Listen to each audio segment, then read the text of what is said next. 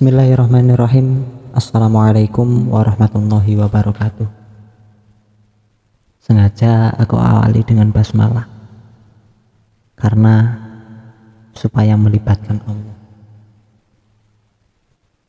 supaya ingat kepada Allah, ya kan?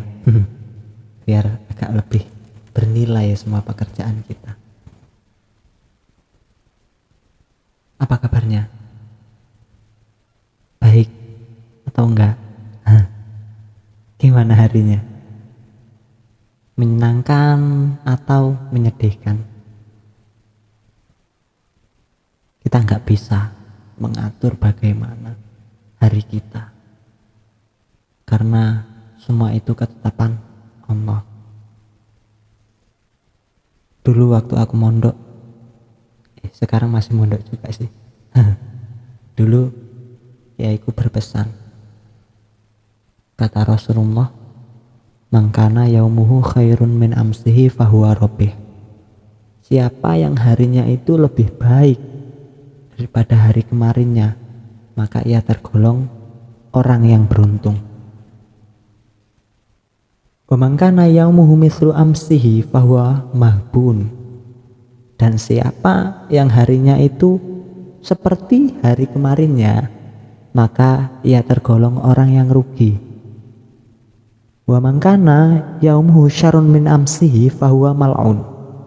Dan siapa yang harinya itu lebih buruk daripada hari kemarinnya, maka ia tergolong orang yang dilaknat. Sangat mengerikan ya.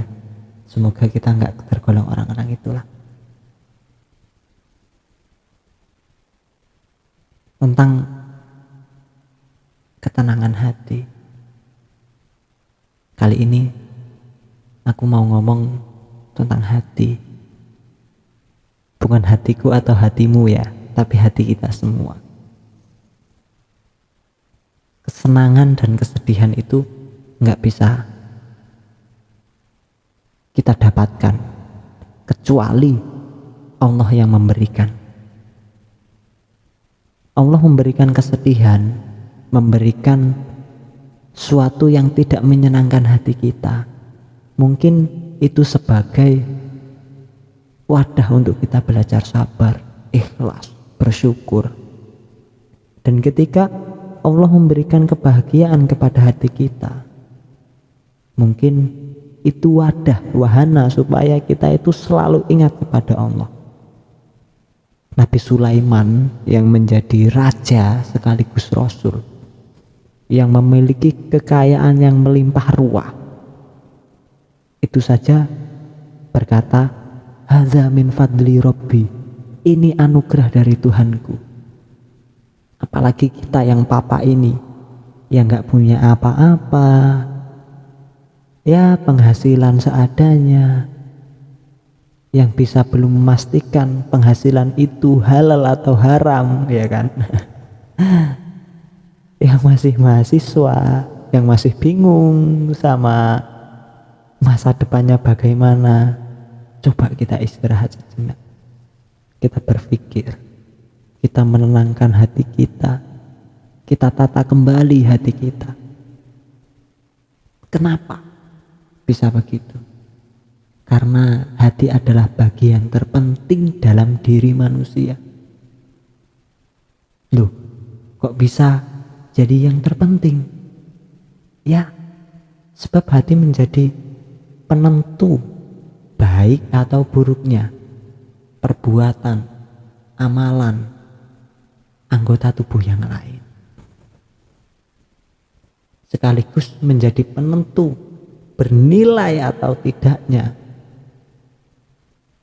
perbuatan dan amal pemiliknya. Tak hanya itu juga ya, hati juga merupakan bagian yang paling mudah terpengaruh, mudah berubah. Dan tidak bisa dipungkiri bahwa hati juga menjadi bagian yang sulit sekali untuk diobati. Tak heran banyak ulama, khususnya ulama-ulama tasawuf, sangat memperhatikan urusan hati. Contohnya Imam Al-Ghazali. Beliau itu memiliki 5 kriteria yang mana untuk menata hati kita menjadi lebih baik, menjadi tenang, berpasrah, enjoy menjadi hamba Allah. Yang pertama yang perlu ditanamkan dalam hati adalah Allah mengetahui apapun yang tersimpan, yang terbesit, yang terlintas, bahkan yang dirahasiakan di dalam hati hamba-hambanya. Dalam Al-Quran kan sudah dijelaskan, wallahu ya'lamu ma fi qulubikum. Surat apa itu? Surat Ahzab atau apa? Lupa aku. Allah mengetahui apa yang tersimpan di dalam hati kalian. Banyak ayat-ayat yang lain yang menjelaskan tentang Allah itu mengetahui apa yang kita rahasiakan, bahkan sampai di dalam hati. Kemudian yang kedua yang perlu kita ketahui adalah Allah itu tidak memandang wujud kita, tidak memandang rupa kita, wajah kita, bahkan tidak memandang kulit kita, hitam, putih, kuning, coklat, hijau, abu-abu, apapun itu. Tapi nggak ada ya yang kulitnya hijau.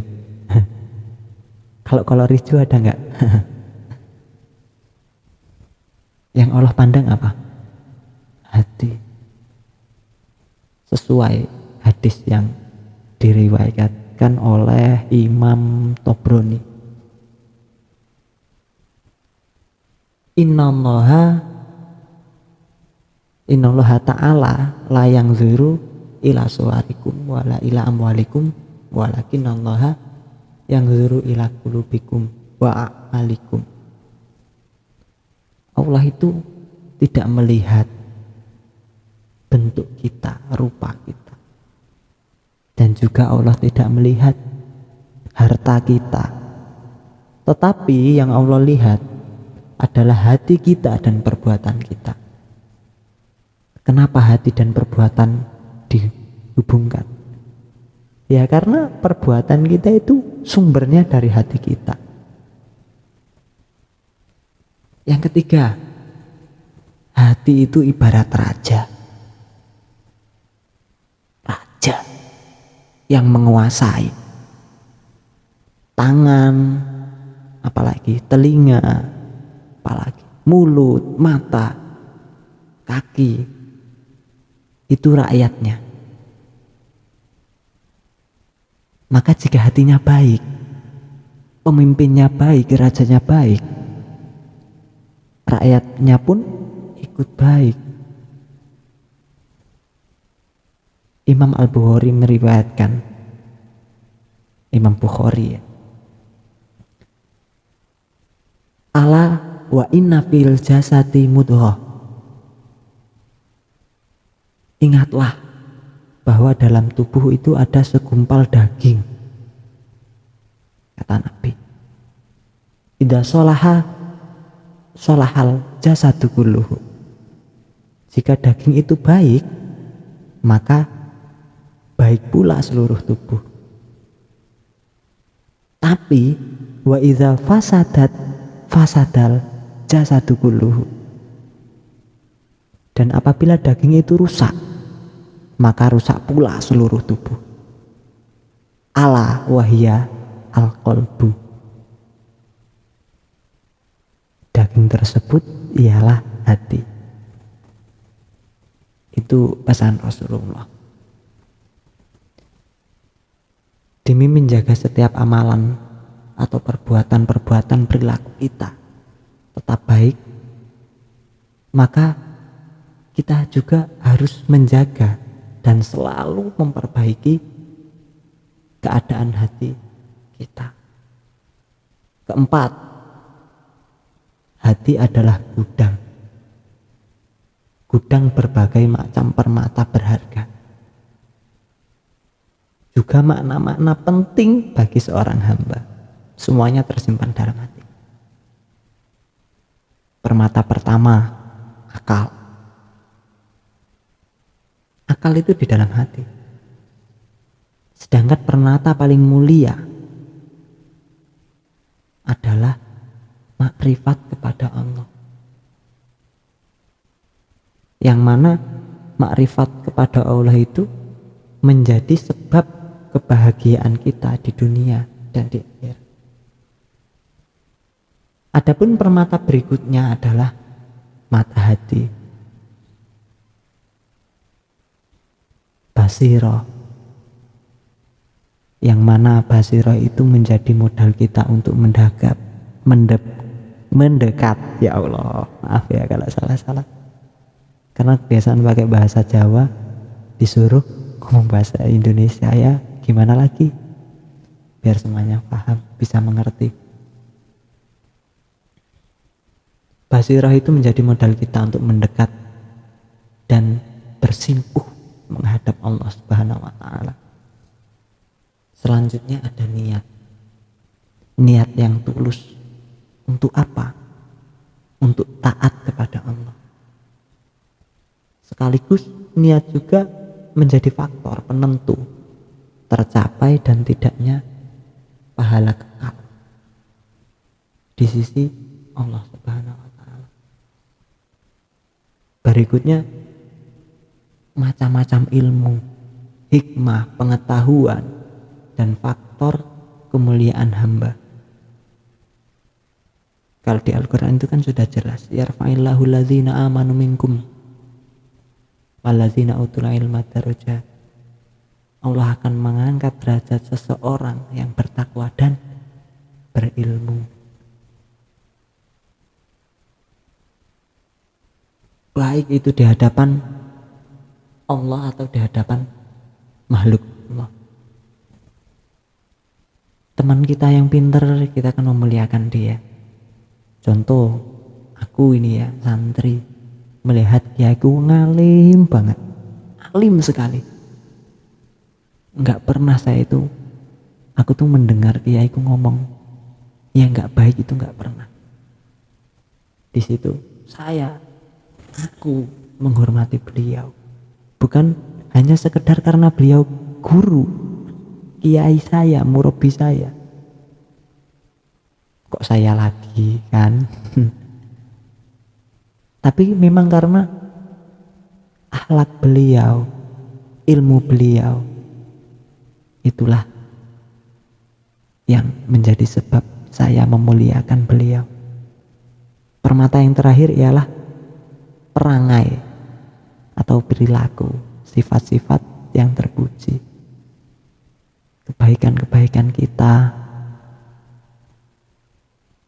Maka demi menjaga keberadaan permata-permata yang tadi, yang udah tak omongin tadi,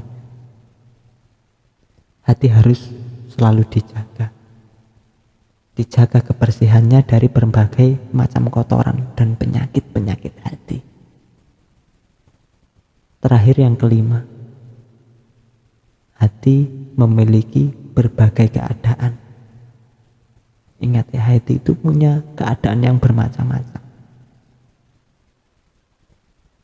Satu, hati selalu menjadi sasaran serangan lawan. Loh, siapa lawannya gitu kan? Ya lawannya ya setan itu sendiri. Ketika kita berzikir mengingat Allah, setan itu menjauh. Meskipun hanya sedikit ya. Tapi saat kita lalai, setan itu mendekat lagi. Menyerang lagi, menyerang hati kita, dan kita tidak bisa terlepas dari dua sumber bisikan-bisikan setan. Apa bisikannya dua?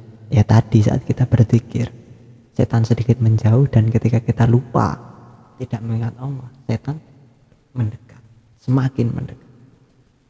Kedua, kesibukan hati jauh lebih dari kesibukan anggota tubuh yang lain. Mata itu bisa istirahat, ya kan? Kesibukan hati jauh lebih banyak. Ini maksudnya apa sih sebenarnya? Ya bagaimana tidak? Akal dan hawa nafsu itu letaknya di dalam hati. Tak heran hati menjadi tempat pertarungan. Tempat pertarungan, war, ya kan? Geger geden kalau bahasa orang-orang sekarang. Siapa yang berperang di situ? Pasukan nafsu beserta tentaranya melawan pasukan akal beserta tentaranya. Jadi mana yang kita dulukan? Akal, jangan nafsu. Kita gunakan akal kita. Karena kita menjadi manusia yang diberikan kemuliaan melalui akal. Yang ketiga, kekhawatiran. Yang dimaksud khawatir itu apa? Bisikan. Bisikan yang datang ke dalam hati. Wah, itu nggak terhitung. Nggak bisa dibendung, nggak bisa kita pungkiri. Bisikan di dalam hati itu jumlahnya sangat banyak. Ibarat anak panah itu ya, yang diarahkan kepada kita. Kalau ada perang itu kita sering melihat film ya kan. Berapa ribu panah yang jatuh dari langit menerjang. Atau seperti tetesan air hujan. Berapa? Coba dihitung. Bisa? Enggak kan? Bahkan para ulama itu menyebutkan hati itu satu hari satu malam tidak kurang menerima khawatiran, bisikan kurang dari 70.000. Bayangkan 70.000. Istirahatnya gimana? Mulut bisa istirahat dengan diam, mata bisa istirahat dengan memejamkan mata, menutup mata, tapi hati nggak bisa. Dia terus menerus dihujani bisikan-bisikan. Keempat, mengatasi dan mengendalikan keadaan hati. Tidak mudah loh itu. Karena keadaan hati yang tidak terlihat. Hati itu tidak terlihat. Apa yang terjadi di dalamnya aja kadang kita nggak bisa merasakannya. Sampai ketika akibatnya benar-benar terlihat. Mulai timbul penyakit-penyakit hati, hasut, dendam, ya kan? Tidak mudah dideteksi, tidak mudah dihilangkan, butuh upaya yang sangat keras untuk menghilangkannya, untuk mengobatinya.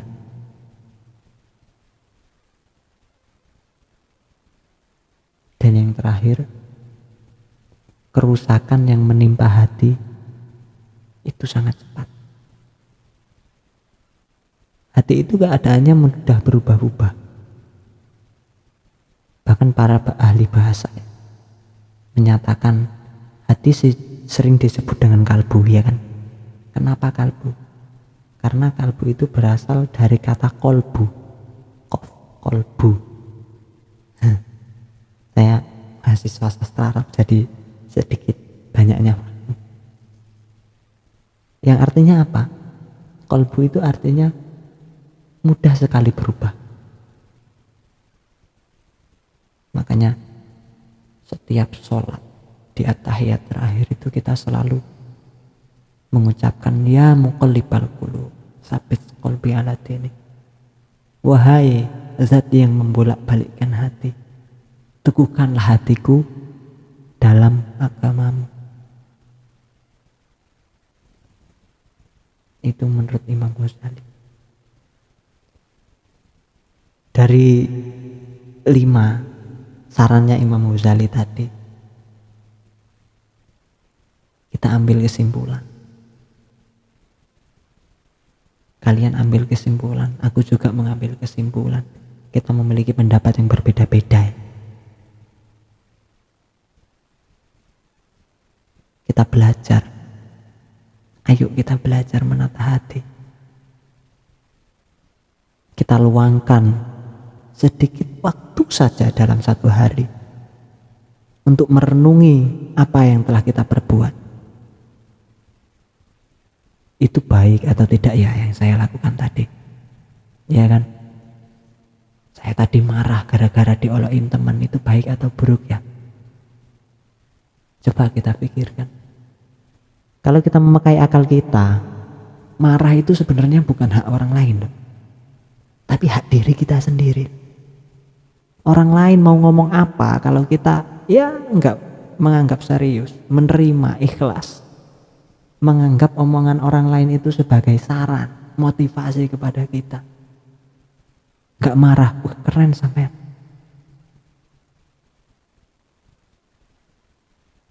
Iya kan? Kalau kita membahas ngolok-ngolok juga, lah apa bedanya kita dengan orang itu?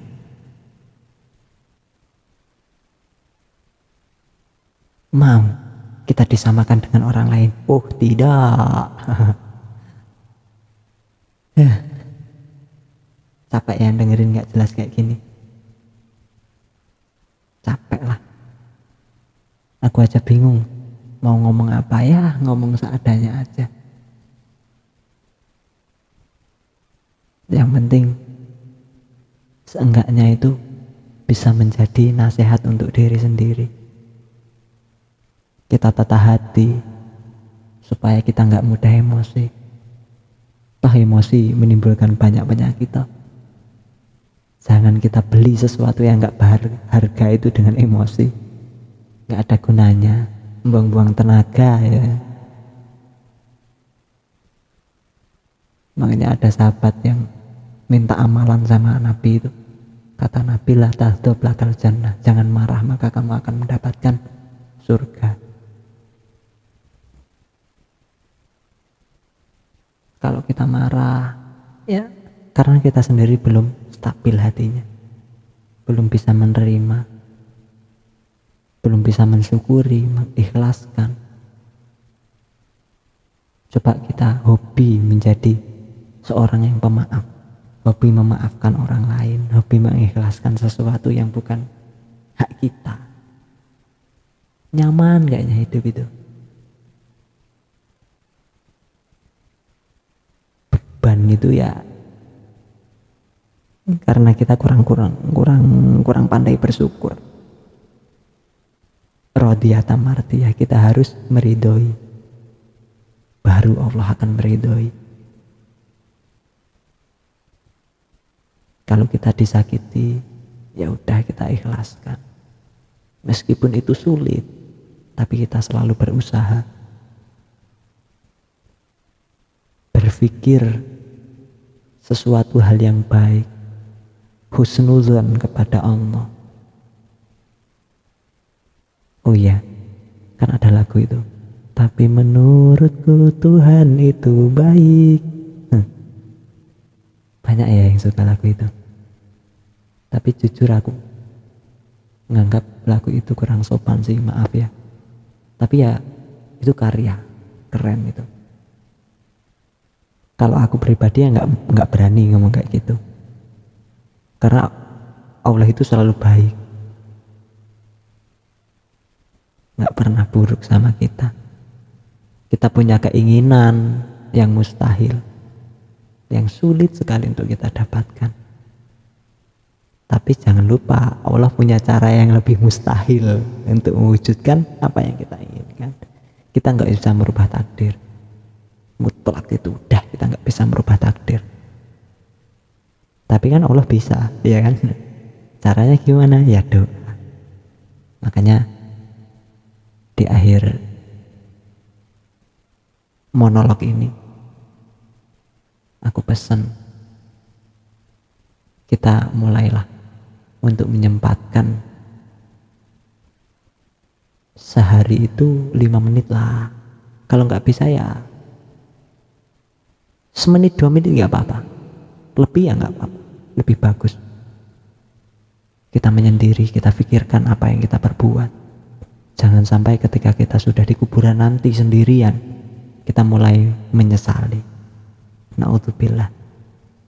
Baik, semoga kita selalu diberikan ketenangan hati, kita diberikan hidayah untuk menata hati kita. Rabbana la tuzigh qulubana ba'da idh hadaitana wa hab lana min ladunka rahmah innaka antal wahhab. Ya Tuhan, jangan Engkau jadikan hati kami condong kepada kesesatan sesudah Engkau beri petunjuk kepada kami, dan karuniakanlah kami rahmat dari sisi Engkau, karena Engkau sesungguhnya Maha Pemberi karunia. Kalau di Al-Quran kan kayak gitu, kita berdoa, kita berusaha untuk menata hati lagi supaya perbuatan kita itu juga berkualitas. Ya udah, itu aja ya, capek, nggak jelas pasti. Maaf kalau ada kata-kata yang kurang baik atau menyinggung. Billahi taufiq wal hidayah wa ridwan. Assalamualaikum warahmatullahi wabarakatuh.